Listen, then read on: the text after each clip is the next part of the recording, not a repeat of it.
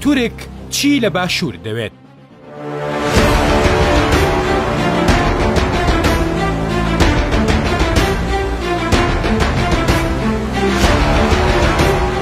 تورکیا خەریکی لە ناوبردنی هەبوونی کورددا، ژان لە ژێر سایەی تورکدا کۆیلەیە.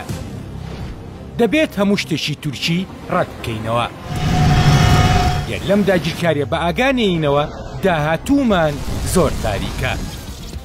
ئەمە دەقی وتارێکی نووسەر و شارەزای بواری مێژوو سۆران حەمەڕەشە لەبارەی لەشکرکێشی و داگیرکاریەکانی تورکیا بۆ سەر باشووری کوردستان لە دامەزراوەی میدیایی کۆکەوە. ئاشکرایە تورک ڕۆژ بە ڕۆژ بەرەو باشوور دێت و خاچی باشوور داگیر دەکات، بەڵام لەم لاولە هەندێک دەیانەوێت بەهانە بۆ هاتنیان بهێننەوە.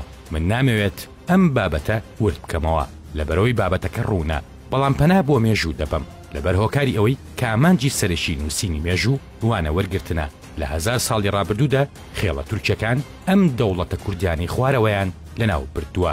ئیمپراتۆریەتی ئەیوبی، دەوڵەتی ڕەوادی، دەوڵەتی شەدادی، دەوڵەتی حەسنەوی، دەوڵەتی هەیاری، هەنازی هەیاری، دەوڵەتی مەڕوانی، دۆستەچی، دەوڵەتی هەزەبانی، میرنشینی بەدرخان، میرنشینی بابان، میرنشینی سۆران، کوردستانی سوور.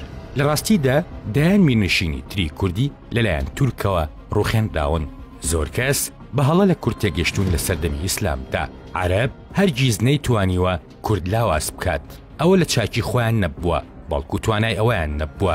سەرەتای لاوازکردنی کورد لە ڕۆژهەڵاتی ناوەڕاستدا لەگەڵ هاتنی خێڵە تورکیەکاندا ڕووی داوە. لە سەدەی دێمی زاینەوە و لەگەڵ هاتنی خێڵە تورکیە دڕندەکاندا دەسەڵاتی کوردی یان ڕوخێنداوە یان زۆر لاوازکراوە و هەتاوەکو ئەمڕۆژ ئەوە بەردەوامە. ئەوەی تورک کردوویەتی بەرامبەر کورد، فارس و عەرەب ئەو توانایان لە وێرانکردن و لاوازکردنی کورددا نەبووە. تورک نەتەوەیەکی نامۆیە بەم ناوچەیە و بەهۆی ئەو پێشینە مێژوویە جەنگیەوە زیاتر ئەهلی کوشتارە وەک لە شارستانیەت، بەڵام لە هەوڵی مانە و داگیرکاریدا توانایەکی تایبەتیان هەیە و هەرگیز ماندوو نابن. ئەوان ئاگادار بوون کە سەردەمانێک باشوور بوو بە بنکە بۆ بەشەکانی تری کوردستان. ئەوە ژوای کردبوو خەریک بوو تورک لە خاچی خۆیدا بەرگری دەکرد، بەڵام لەم چەند ساڵەدا یاریەکەیان بە تەواوی گۆڕیوە. جەنگ و بربەرەکانەکەیان لەناو خاچی خۆیان لەم 10 ساڵەدا کپ کرد و شەڕەکەیان هێناوەتە ئێرە و لە هەوڵی لاوازکردن و دواتر لە ناوبردنی بنکە کوردیەکاندان. جگەلەوە لە ڕووی هزریەوە کاریان کردووە و ئامانج و بیر و بڕوای کوردی باشووریان لە ڕێگای میدیا و خوێندنگە تورکیەکان و چەندین ڕێگەی ترەوە گۆڕیوە. بە شێوەیەک بۆ خەڵکی باشوور بابەتی تەنورەی مۆدێلێک یا جنێوی ناشرینی تیکتۆکەوانێک ببێتە بابەتی گەرم وەک لە داگیرکاریەکانی تورک. ئەوەی ئەمڕۆ تورک دەیکات 20 ساڵ لەمەوبەر بیکردایە شەقامی باشوور دەجوڵا، بەڵام ئەمڕۆ شەقامەکە لە چەندین ڕێگەی جیاوازەوە لە تورکیاوە کۆنتڕۆڵ کراوە. گەر کۆنتڕۆڵ نەکرایە ئایا نەتەوە هەیە لە جیهاندا سەربازی دوژمنەکەی خاکەکەی داگیر بکات و ئێواران زوو بڕواتە ماڵەوە بەرامبەر ئەڵقەی نەتەوە داگیرکەرەکەی دابنیشێت کە ژەهراوی کراون بە پتەوکردنی داگیرکەری؟ ئایا دەکرێت دوژمنەکەت خاکەکەت داگیر بکات بەڵام پارە بدەیت منداڵەکەت بخەیتە خوێندنکە تورکیەکانەوە بۆ ئەوەی کە منداڵەکەت هەر لەو تەمەنەوە بە مزنی درۆینەی تورک و داماوی درۆینەی کورد گۆژ بکرێت؟ تورک لە نەوەدەکاندا تەنها چەند بنکەیەکی بچووشی هەبوو لە باشوور. ئەمڕۆ بنکەکانیان ڕۆژ بە ڕۆژ فراوان دەکەن و لە هەمان کاتدا بەرژەوەندی ژمارەیەک خەڵکی کاریگەریان لە باشوور بە خۆیانەوە گرێداوە. بەو جۆرە هەموو ئاگادارن کە تورکیا خاکەکە داگیر دەکات، بەڵام هەموو بێدەنگیان هەڵبژاردووە.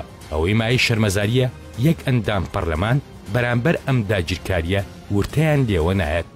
جا بە کورتی گەر بە تەمابین جیهاندا کۆچیمان لێ بکەن ئەوە خەیاڵ پڵاوێشی گەورەیە و ئەوەی دەبێت ئەوە بکات هەر کورد خۆیەتی. ئەوەی کۆبانی ڕزگار کرد هاوکاری جیهان نەبوو، بەڵکو پێش هاوکاری جیهان ئەو هیوا گەورەی خەڵکی داکۆچیکەری کۆبانێ بوو کەوای لە جیهان کرد داکۆچی لە کۆبانێ بکات. تورکیا دەتوانرێت لەلایەن خەڵکی باشوورەوە دەربکرێت، بەڵام دەبێت پێش ئەوە لەو کۆتە هزریە ڕزگارمان ببێت کە ڕێگرێ لەوەی دەرێک بە داگیرکاری و تەعەدای تورک بکەین. جا ئەگەر وەڵامی ئەو پرسیارە بدەمەوە کە تورک چی لە باشوور دەوێت، ئەوان لە باشوور و لە ڕۆژئاوای کوردستان خەریشی داگیرکاری و لە ناوبردنی بنکەی بوونی کوردن.